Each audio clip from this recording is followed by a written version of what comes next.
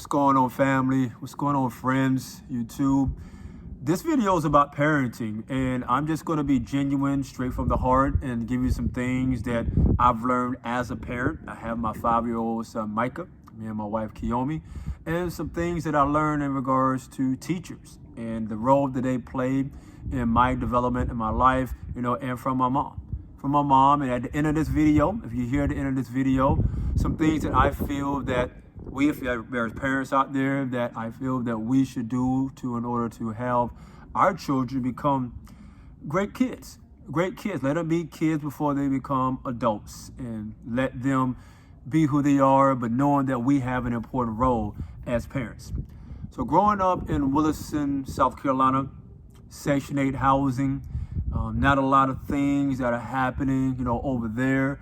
And I wanted to make sure that I learned. It was important for me. I could feel like this. I could take you back at that age to learn as much as I could at the ages of 3, 4, and 5. There was a program called HeadStart. Some of you may know about HeadStart. If you know about HeadStart, put in the comments down here. Let me know how it actually helped you. So went through HeadStart. I had teachers such as Ms. Woods, Ms. Ashley, Ms. Wiggins, Ms. Thomas. God rest her. So it's one that's still alive, and that is Miss Ashley, and I talked to her on occasion.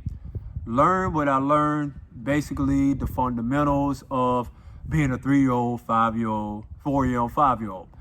Didn't have pre-K, didn't have kindergarten. Micah goes through pre-K right now. He's going to go through kindergarten next year, and he's going to go through elementary school and all of that. So went through all of that, and then I went over to first grade.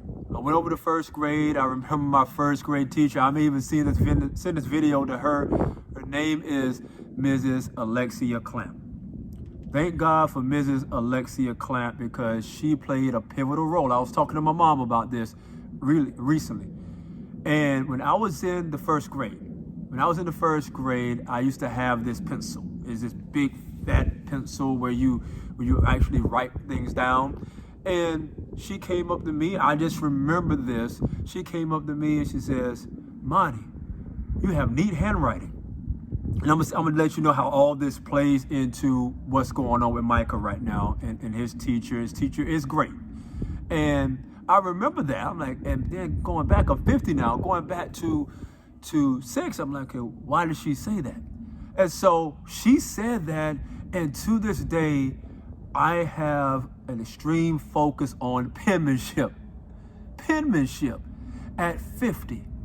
Fast forward, taking Mike over to school. I highly suggest, if you have opportunity, parents out there, to go to parents-teachers conferences and set up conferences on the day off with the parents, 15 minutes, 20 minutes to find out the progression of your kids. I strongly and highly suggest you do that. So we went through, and as we went through and talking about Micah and about his progress, which he is doing great. Some things that he's doing great at, some things that he needs to get better at, and we're going to do that. No one's perfect. No kid is perfect. No parent is perfect. None of us are perfect. So during the conversation, the teacher says something similar to what Mrs. Clamp said about me. She says, Micah has neat handwriting. And at that point, I didn't say anything about Mrs. Clamp. In my mind, I'm like, yeah, I remember Mrs. Clamp, my first grade teacher, said that. My first grade teacher, but Micah's in kindergarten right now. I think I said kindergarten before next year, but he's in kindergarten right now. So he's in kindergarten right now. So it's kind of like he's a year ahead of me. But a lot of these kids are advancing nowadays. But also during the conversation, as we got done, and my wife asked some important questions. But during the conversation, I said this. I said, I saw the newsletter that went out, and it had trunk or treat that's out there. We don't condone. Micah's not involved in Halloween. Our family, we're not involved in the Halloween. It's demonic, it's evil. That's just what I know in my belief and my faith in God. And I looked the teacher straight in the eyes. And then the teacher came back to me and she said something about they have like a costume day which is kind of the similar to me. And I said, well, I really don't know if we're going to keep Micah in the school for that particular day. We're going to keep Micah in the school for that particular day. It's going to be an excused absence. It's going to be an unexcused absence. And this is something that I'm wrestling with right now. And for my parents out there, if you have a similar situation, please let me know. I want to know what you believe. But then the school has a trunk or treat.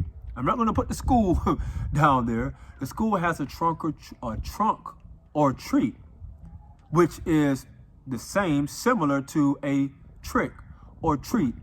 Go back and watch, and I'm gonna drop the video on my Halloween video of why I tell you to say no to Halloween.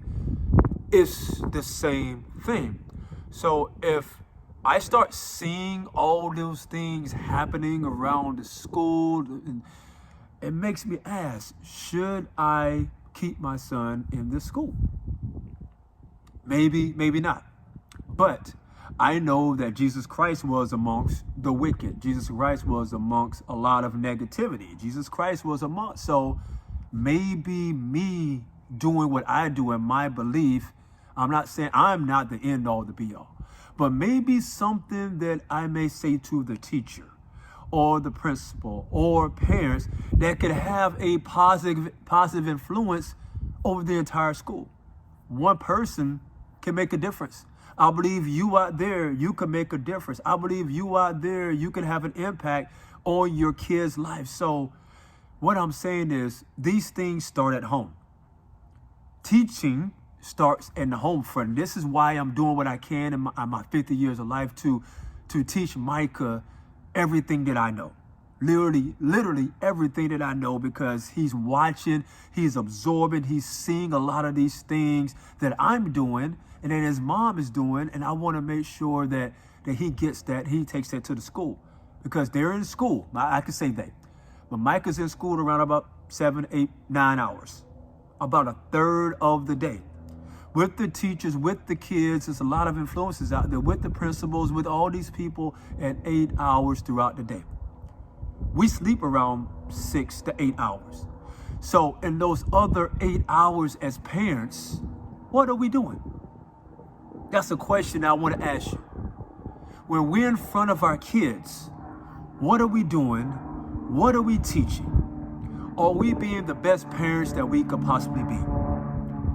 If this video added value to you, please comment, like, love, share, subscribe, and let's do our best as parents to be the best for our sons and our daughters. God bless. God keep.